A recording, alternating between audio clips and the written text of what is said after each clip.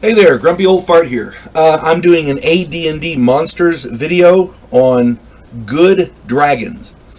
I've done videos on the evil dragons in Advanced Dungeons & Dragons. I've got one on the red dragon that's coming out here soon. But good dragons, since good dragons rarely hinder players in the game, technically they're still considered monsters, though, because as I understand it, I've always went under the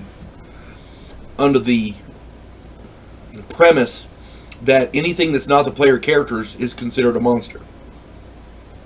Now, in that case, some monsters are helpful, and these could very well be helpful.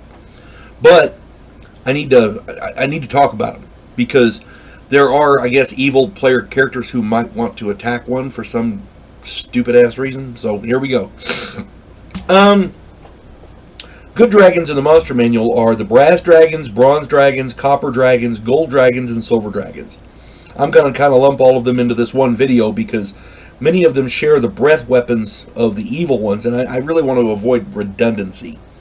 Now, that being said, I might do videos later on the individual dragon types, but since these in the game, these dragons usually are helpful and they're exceedingly nice, the chances of a group of good player characters going into combat with one of these is pretty slim. But on the off chance, I figured I'd talk about them. Brass dragons are chaotic good. Their breath weapons include sleep gas and fear gas. Since the properties of these gases are almost unknown, the only thing I can say is that enclosed spaces would be their forte. They would prefer to live in enclosed areas where those gases would be more effective, kind of like the chlorine gas. I don't know if these are heavier or lighter than air, but so I'm not sure if they would settle into low areas. But enclosed spaces would be good. Now, this fear gas, that's the one problem with that. In an enclosed area, you have to have an escape venue for the fear gas. Otherwise, the fear gas doesn't really do much other than scare the hell out of them. Scared people who can't escape might actually fight harder. So, you want to have an avenue for them to escape. You just don't want the gas to be able to disperse. So, and again, all dragons have the claw bite thing going on. Most of the good dragons are loath to enter combat unless they have to, but if they do, they're just as vicious as any of the evil dragons. Play them as such. If they're forced into combat, these guys will fuck something up. The brass dragons, again, are chaotic good, so they're more apt to go into combat than other good dragons. But again, you got to play them as fairly intelligent creatures, very intelligent creatures. Bronze dragons are lawful good, meaning they won't fight unless they absolutely have to. Their breath weapons include lightning and repulsion gas. Since the properties of the repulsion gas are unknown, again, enclosed spaces with an exit. And for the lightning, check out the blue dragon. I did a video on blue dragons, and their breath weapon is lightning. One thing I noticed about these good dragons, they have more than one breath weapon, and that's always nice. Copper dragons are also chaotic good, like the brass dragons, so they're more willing to fight. They're a little more capable, in my opinion. They have acid and slow gas. The slow gas slows people as per the spell. So, enclosed areas, that would be their ally. As for the acid, you hit I did a video on black dragons, why I like to use black dragons in underground settings. Acid pools in underground settings. So if the dragon's in the middle of it, it's immune to the acid. For somebody to go into melee combat, they have to be in the acid. You see what I'm saying? Now, pair that with slow gas, which makes them not move quickly. they'll be in the gas even longer. Well, one of the things people don't really, a lot of DMs do this. When the monster's dead, people stop taking damage, blah, blah, blah, blah. The problem is, the acid remains. Okay? So, you're fighting a black dragon, for example, and the copper dragon would be the same thing. You're fighting one of these dragons. You're standing in a pool of acid fighting a dragon. How stupid is that, right? Well, the dragon exhales slow gas. The copper dragon exhales slow gas. So you're moving really damn slow while you're fighting. Your group manages to slay said dragon. The acid is still there, and the slow gas, which by the way is not a spell, so it doesn't die when the wizard does, because some magic users or some dungeon masters play it like that. This is in effect for the full duration. So they kill the dragon and they're standing in the acid and they're trying to get out of the acid and they're moving real damn slow. Take more damage. Yeah, I mean, the acid doesn't magically go away. You still have to deal with it. The effects of the slow gas last until the effects go away. So copper dragons can be quite nasty. Gold dragons are lawful good. They breathe fire like a red dragon, and they breathe chlorine gas like a green dragon. And also, they can polymorph.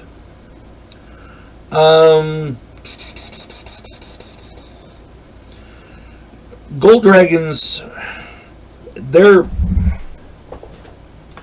two breath weapons, in my opinion. They're good, but using them at the same time, fire and then chlorine gas and then fire and then, that's not necessarily really effective. Chlorine gas doesn't burn, so it's not. If it doesn't burn, it won't. It might actually put out the fires. So you want to do that in moderation. If somebody's susceptible to fire, use the fire. Just stick with the fire. If somebody's and people go, well, you're setting the players up for failure. No, I'm playing a gold dragon. Gold dragons know what they can do. They know how their breath weapons act. You have to play the dragons accordingly. If they're in an enclosed area or in a low area, the chlorine gas is exceptionally effective. If they're in a low area and you want to drive them out of it, the chlorine gas, and then when they come out, the fire. Gold dragons can be exceptionally effective. It's the same effect as the chlorine gas and the machine guns in World War II that I talked about in the Green Dragon video. Silver dragons are lawful good, which means they also loathe combat. However, they do frost and paralyzing gas. Paralyzing gas is really nasty. To me, that's a nasty combination as well. The paralyzing gas, you want to do it in an enclosed area so that they're paralyzed. After that, if you really want them dead, now these guys are lawful good, so I doubt they'd be this vicious. You paralyze them and then you get rid of them somehow. If you really want them dead, you paralyze them and then use your frost breath. Because they can't move, they can't generate their more body heat to avoid the worst effects of the frost. So they'll freeze to death faster. The laws of physics apply, people. And I did a video on white dragons about the frost breath, so go check that out. Silver dragons can also polymorph, and they're very good at it. Note that good dragons, like I said, have 2 breath weapons each, and this gives them a lot more flexibility in a lot of areas.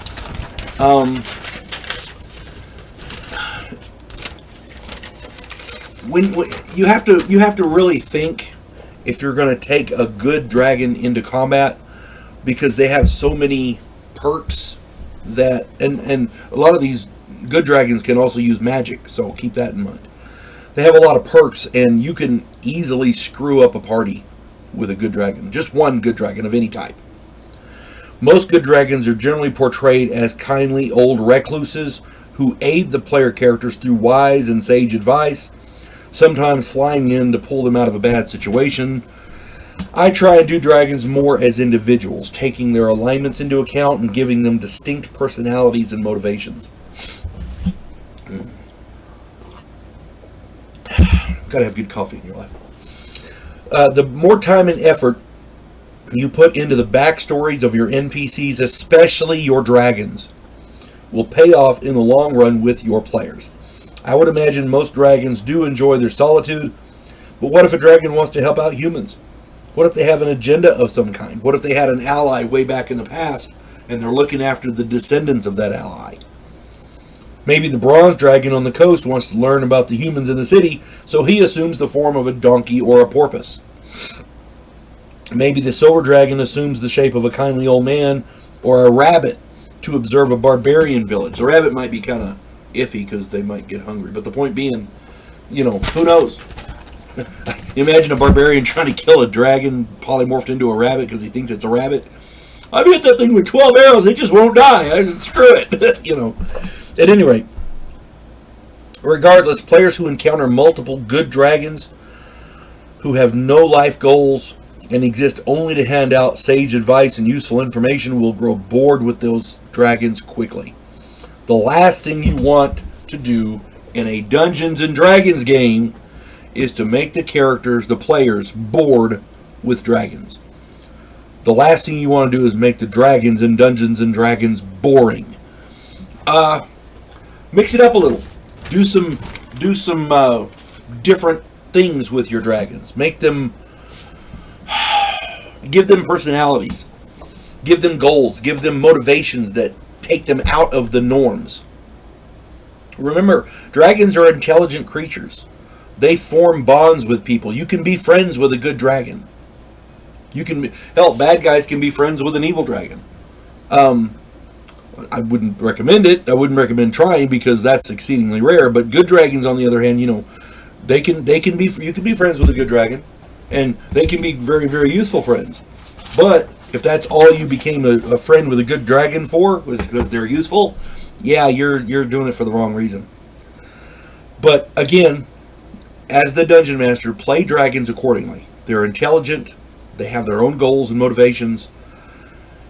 When any dragon, good or evil, gets pissed off, they fight just as viciously as any other dragon, as any evil dragon.